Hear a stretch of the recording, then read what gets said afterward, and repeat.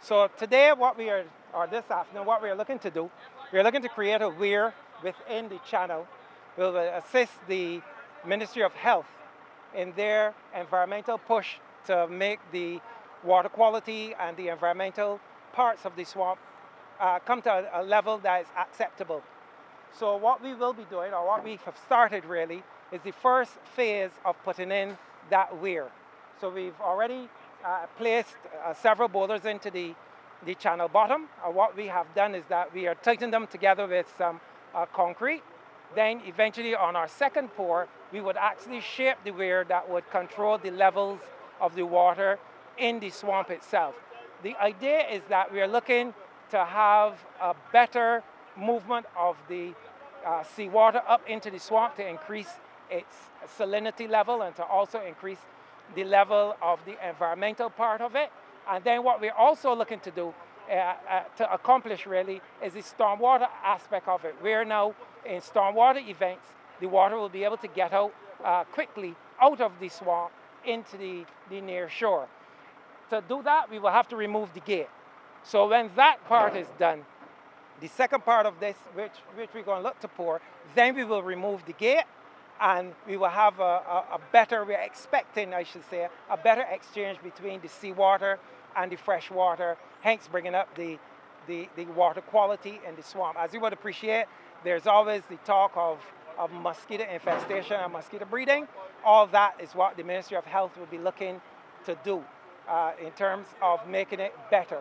So my involvement today is just to make sure that we get in that weir for them, as I was part of the drainage division up to 2 or 3 years ago, and that's my contribution to this particular project. Well, our second pour, we'll arrange with the contractors, the concrete suppliers. Our next pour might be at the next low tide, or it will definitely be a day next week. So when we come back next week, we should be able then to shape the actual weir itself, what it would actually look like, and the finished product. So that will be done next week. And this is going to be a permanent solution to all the issues. It's not necessarily a permanent solution. The reason that we are saying that it is not necessarily a permanent solution, because we're going to see how the reaction between the beach morphology and the movement of the sea up into the swamp. We're going to start monitoring that over a year, from what has been explained to me by Mr. Daniels. When they do that monitoring, they'll be able to see if the structure will remain as a permanent structure or if we will need to do something more to enhance that. So this is a more, if you can call it a pilot phase. We're testing this to make sure that what the permanent solution would be, this would inform to that permanent solution. Residents around here have suffered for a very, very long time. They have relied on the manual operation of this gate, and when they need the excess water moved, they have had to make calls and for the personnel to come here and manually operate the gate. This new technology, Weir, the Ministry of Health explained it to me, it will automate the process so that when there's an overflow, when it reaches a certain point, it just flows out naturally. Mrs. Burke, who lives right there, I've been in touch with her, and this has been problematic for her. It has been an ecological problem as well, and it's amazing that something as simple as this technology that's being introduced could not have been introduced before. But fortunately, the Ministry of Health has on board some very creative people. They've worked with MTW, as you know, and the other ministries in coming up with this solution to the problem. But this is not the end of it.